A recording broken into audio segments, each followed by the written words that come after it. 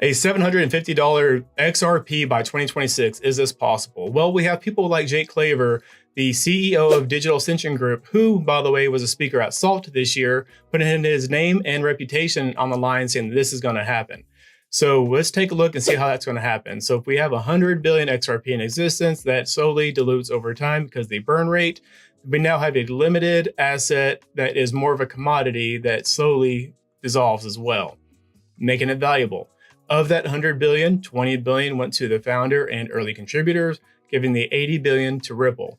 Ripple takes 40 billion, throws it in escrow, locks it up, then takes the other 40 billion, we're putting it on the market.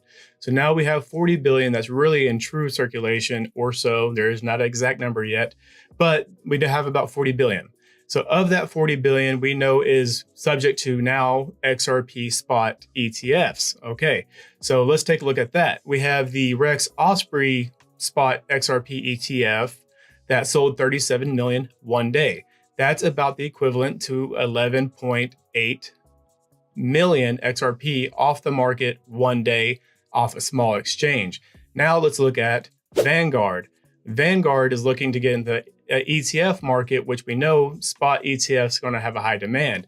Vanguard is the number 2 assets under management compared to BlackRock.